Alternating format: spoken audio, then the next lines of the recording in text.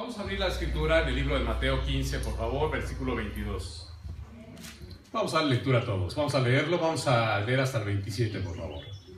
La palabra del Señor dice así: Y he aquí, una mujer cananea que había salido de aquella región, clamaba diciéndole: Señor, hijo de David, ten misericordia de mí. Mi hija es gravemente atormentada por un demonio. Pero Jesús no le respondió palabra. Entonces, acercándose sus discípulos, le rogaron, diciendo: Despídela, pues da voces tras nosotros. Él respondiendo dijo: No soy enviado sino a las ovejas perdidas de la casa de Israel. Entonces ella vino y se postró ante él diciendo: Señor, socórreme. Respondiendo él dijo: No está bien tomar el pan de los hijos y echarlo a los perrillos. Y ella dijo: Sí, Señor, pero aún los perrillos comen de las migajas que caen de la mesa de sus amos. Entonces, respondiendo Jesús, dijo: Oh mujer, grande es tu fe, hágase contigo como quieres. Y su hija fue sanada desde aquella hora. Amén.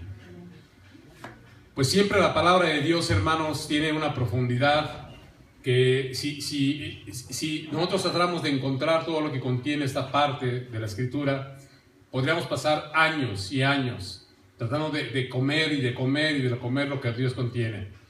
El hecho es de que en esta tarde, hermanos, vamos a ir hacia una reflexión sobre lo que significa la venida de Jesús y lo que Él tiene para la iglesia, para el cuerpo. Y ella se convenció, ella es una mujer que estaba literalmente convencida de que ese hombre que caminaba por la Jerusalén podría resolver sus necesidades. Dice la Escritura que ella se acercó al Señor clamando. Primeramente, yo creo que identifiquemos esas partes. Uno, era una mujer. Dos, clamaba al Señor. ¿Qué quiere decir el clamor? Ella expresaba una necesidad, pero de una forma fuera del hablar normalmente. Clamar es levantar la voz con insistencia, con un deseo de esperar una respuesta. Clamar la llevó a una actitud a esta mujer en este caso. Y ella le decía al Señor: Señor, hijo de David, ten misericordia de mí. Ahora, déjenme comentarles, hermanos, para comprender esta parte. Esta mujer no era una mujer hebrea, no era una mujer judía.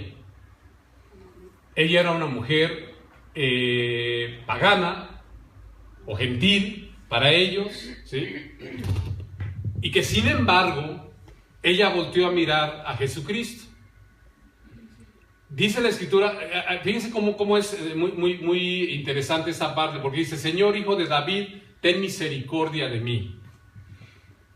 ¿Quiénes deberían de saber o quiénes sabían que Jesucristo iba a ser llamado hijo de David? El pueblo judío. Ellos eran los que sabían, porque estudiaban la Escritura, porque a ellos se les había entregado que Jesucristo iba a ser el Mesías, y él iba a venir de la línea o del linaje de David. Entonces él tendría que ser reconocido como el hijo de David. ¿Cómo es que un gentil pudiese reconocer a Jesucristo como el hijo de David? Ella lo sabía. Ella le hablaba específicamente de quién era él. Clamaba a su investidura como un hombre ungido, como el Mesías, ¿sí? Y le decía exactamente quién era él. Contrario a los fariseos. Los fariseos no reconocieron a Jesucristo. Sabiendo la palabra, sabiendo las Escrituras, ellos no reconocían a Jesucristo como el hijo de David. Para ellos era un impostor, y una gentil reconoció a Jesucristo en su necesidad. Dice la palabra de Dios: Ten misericordia de mí, mi hija es gravemente atormentada por un demonio. Ella fue muy tajante. O sea, ella le expresó inmediatamente a Jesucristo su propia necesidad, ¿no es cierto? Su necesidad es que su hija estaba siendo atormentada, le dolía a su hija. ¿Y por qué estaba siendo atormentada? Pues por un demonio. ¿De qué manera? No lo sabemos. podría haber sido por medio de enfermedades, podría haber sido por medio de alguna condición psiquiátrica, locura, podría estar ella haciendo cosas raras o comunes también, pero dentro de un contexto, dentro de situaciones no adecuadas, etcétera. Yo no lo sé, pero ella estaba siendo atormentada de una u otra manera por un demonio. Y esta mujer gentil, pues inmediatamente le lanzó a Jesucristo su propia necesidad. No esperó más. Señor, porque tú tienes la respuesta a mi necesidad, porque yo reconozco que tú eres el Mesías, el Hijo de David, ¿sí? Yo te digo a ti que mi hija es atormentada y por lo tanto a ti pongo mi necesidad. Ahora, aquí hay una respuesta muy curiosa, ¿no? Que yo creo que nos puede sorprender. Si nosotros ponemos atención a la Escritura, vamos a encontrar aspectos, actos, formas, dichos incluso, que nos van a sorprender mucho porque estamos acostumbrados a esperar que las cosas se vean muy bonitas siempre y siempre maquilladas con muchas otras cosas de santidad y todo ese tipo de cosas. Y lo son al fin y al cabo, pero Jesucristo siempre dio mensajes muy claros hacia la gente. Dice ahí en el 15:23, si lo pueden observar, la actitud de Jesús dice, pero Jesús no le respondió palabra. ¿Podemos entender esto, hermanos? Pensarlo un poco. Pero Jesús no le respondió absolutamente ninguna palabra a una persona con necesidad real, a una persona que su hija estaba siendo atacada por el enemigo, por Satanás mismo, por los demonios. Jesucristo vino a establecer su reino y anular el reino de Satanás, ¿no es cierto?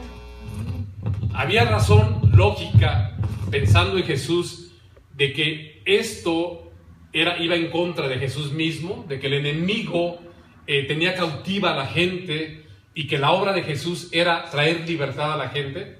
Eso lo sabemos. Sabemos que es la obra de Jesús. Él vino a libertar a los cautivos, ¿no es cierto? Él vino a deshacer las obras del diablo. Y esta mujer estaba en esa condición, atormentada, su hija de ella, atormentada, y ella también, porque por eso estaba ahí, porque el tormento de su hija lo vivía también ella, el dolor de su hija le pertenecía también a ella, le preocupaba.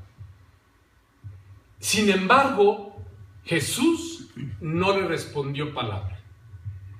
Gentil. Primeramente porque observaron, ¿no? Se dieron cuenta que Jesús ignoró a esta persona en su necesidad. Y la otra es que esta persona no le importó que Jesucristo la haya ignorado. Ella insistía y gritaba cada vez más. Ella expresaba su necesidad ante Jesús, aunque era ignorada por el Señor mismo.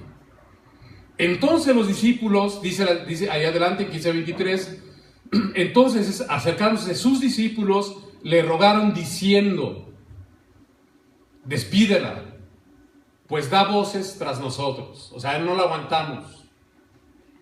Viene gritoneando y no los deja en paz. Haz lo que sabes hacer, ¿no? Era lo que le estaban diciendo los apóstoles a Jesucristo. Y él respondió y dijo, no soy enviado sino a las ovejas perdidas de la casa de Israel. Hermanos, Jesucristo, al venir, el único objetivo que él tenía, inicial, era poder libertar a su pueblo, específicamente al pueblo de Israel. Esa era la misión de Jesús. Sin embargo, el pueblo de Israel lo rechazó, lo sabemos. Y esto abre posteriormente la bendición para el pueblo gentil, para todos nosotros. No voy a hablar de ese tema. Pero él estaba en ese tiempo, en este momento, de traer la libertad, de establecer un nuevo pacto con el pueblo escogido, con su pueblo, con su gente. Sin embargo, en ese momento aparece esta persona Y entonces es rechazada. ¿Por qué rechazada?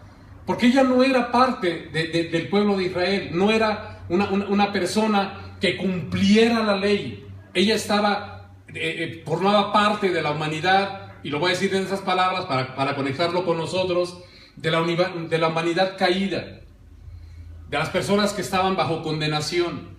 El pueblo de Israel, porque cumplía la ley, ellos estaban bajo la bendición de la salvación. Ella no, ella estaba muerta en sus pecados, con necesidad como cualquier otra persona, cualquier otra familia, pero ella estaba muerta en sus pecados. Y él vino a los suyos. Él venía, en ese momento él estaba trabajando en su nación para traer la bendición.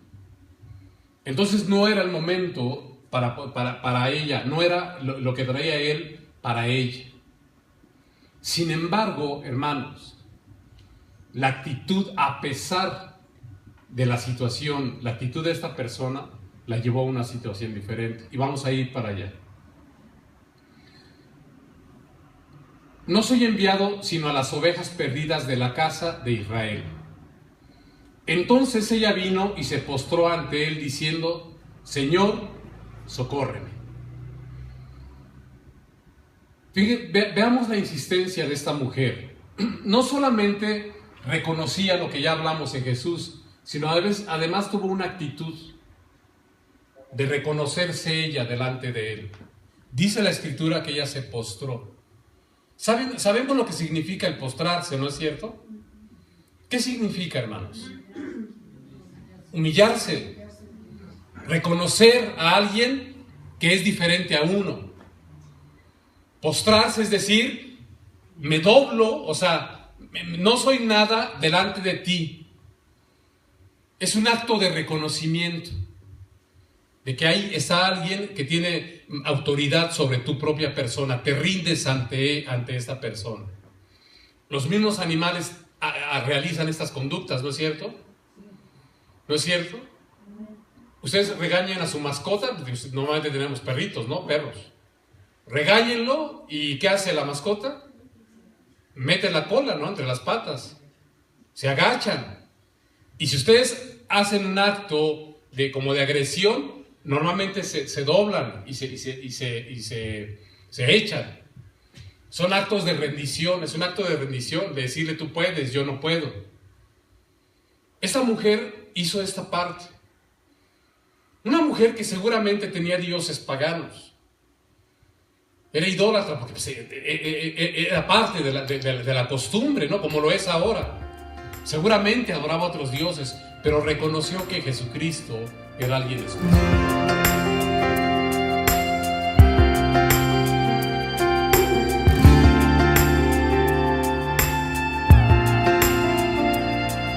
Hasta acabar mi viaje y llegar allá,